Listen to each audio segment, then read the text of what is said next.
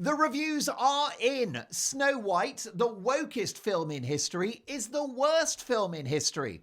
Unlike Snow White, this crushingly bad remake of a fairy tale classic isn't just asleep, it is dead on arrival.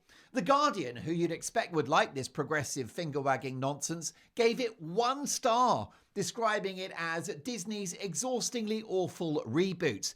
This fudged pseudo-progressive film is so tiring you want to put your head in your hands. It's feeble and makes your heart sink. The BBC said with its creepy CGI dwarves and muddled tone, Disney's latest live-action remake is a mind-boggling mashup. With speeches and songs about a kingdom for the free and the fair where the bounty of the land belongs to all who tend it, this has to be the closest a Disney princess film has got to the Communist Manifesto.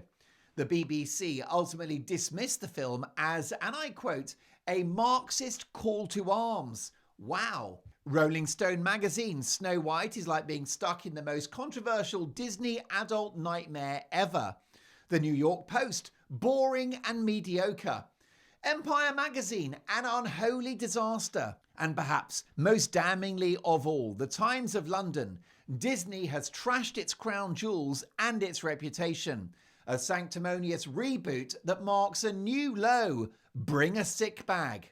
Ouch! This reboot of a classic rammed full of left-wing identity politics could be the biggest flop in the history of cinema, mainly as a result of an arrogant, smug, self-satisfied star in Rachel Zegler, who sums up everything that's wrong with virtue-signalling celebrities.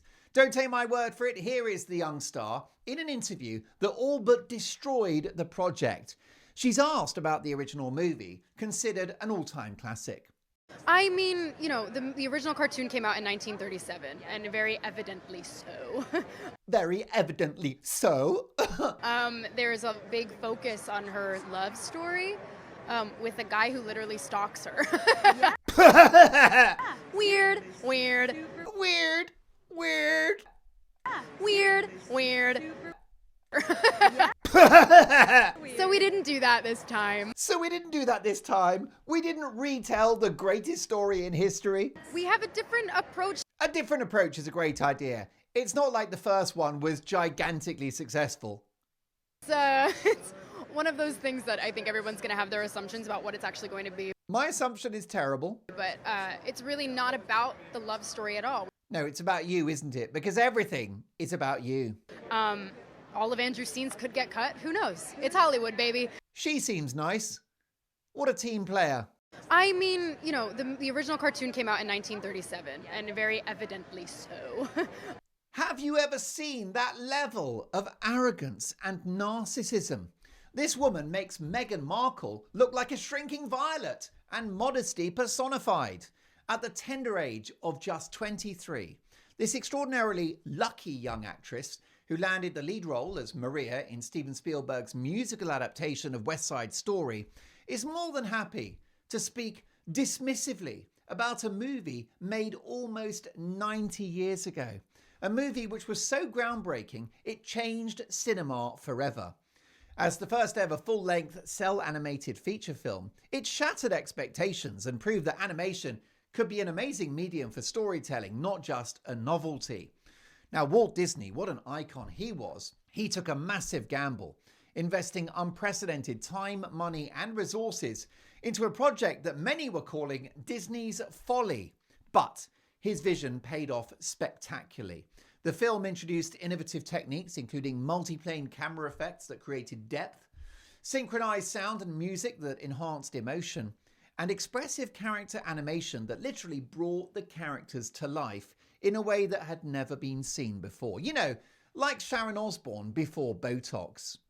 It was also the first animated film to be produced in Technicolor, making it a dazzling visual achievement for its time. Beyond its technical innovations, Snow White revolutionized storytelling in animation.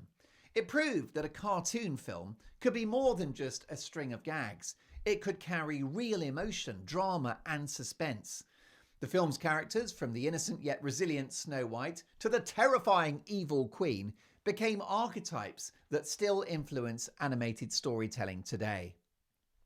The musical score, including classics like Hi-Ho and Someday My Prince Will Come, set the gold standard for integrating music into animated films.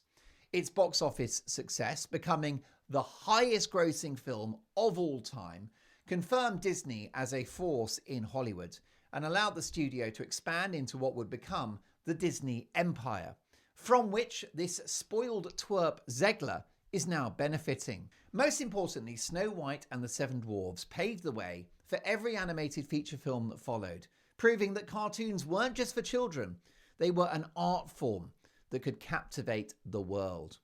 But poor old Walt Disney would be spinning in his grave to see a star on the payroll of the company that he created on a reported fee of $2 million, desecrating the memory of his greatest movie. The live-action Snow White remake has been plagued by controversy since day one. Initially scheduled for release in early 2024, it's been pushed back and back and back. While Disney blamed post-production needs and a studio fire, it's quite clear that a negative fan reaction at test screenings and last-minute reshoots ordered by panicking producers caused the delays. They've reportedly had to crowbar in a love story so hated by Zegler after test audiences requested one, and some of the acting is apparently so dire, some performances have been replaced by CGI computer technology. More bad headlines came as a result of the film's casting choices, particularly the Seven Dwarfs. Rather than employing actors with dwarfism, which would be the obvious thing to do, Disney opted for a diverse group of actors of various backgrounds and heights. So some of the dwarves are quite tall. And this entire policy, ironically, denies people with dwarfism who are actors a massive acting opportunity, all in the name of political correctness. Make it make sense. Normally, Disney movies are designed to bring people together, but again, Zegler, the main star of the film, has attacked right-leaning voters, half of her audience, before a grovelling apology. And she's been at odds with her co-star Gal Gadot in her very vocal support for Palestine in the Gaza conflict. Of course, everyone is entitled to their view, but as the face of a family movie, to leverage your privileged position for political gain and for left-wing activism is deeply wrong. Meanwhile, Disney bosses, mindful of the controversy around the movie, have cancelled the planned Hollywood premiere, instead showing the film at a small venue in Spain, where tellingly only photographers and house crew are permitted to attend. When studios don't let journalists in, you know there's a problem.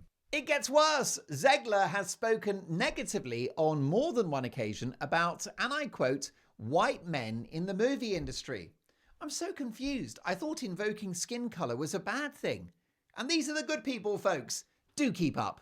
Ultimately, what we've seen playing out is an assault on the legacy and memory of one of the greatest films of all time by a star who, as the face of the reboot, is its modern custodian. These attacks on the original are ultimately a war on traditional values, a war on romance, and a war on the idea of two people falling in love. Why can't Snow White dream of marrying a handsome prince? Can't she be a great leader, as Zegler puts it, whilst devoting her heart and soul to a Disney prince with floppy brown hair and big eyes? I'd be tempted myself. I'm only human. It's my view that Zegler is typical of so many virtue-signalling stars who think that they're so much better than previous generations, not understanding that they are the ones materially benefiting from the hard work and creativity of those who have passed, some of whom, wait for it, were white men. I know, imagine. At 23 years of age, who is this young woman to attack a movie that was made in the early stages of the Second World War, and which demonstrated not just great storytelling and incredible music, but technical ingenuity? The original Snow White movie has aged well. Zegler's rude, ignorant, unhinged and dismissive comments will not, particularly when this $500 million movie inevitably tanks at the box office. On Friday, when the new movie comes out, I'd recommend that you buy, rent or stream the original Snow White and the Seven Dwarfs.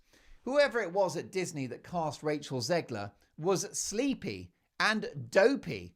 And when they see the numbers for the opening weekend, they'll be grumpy too.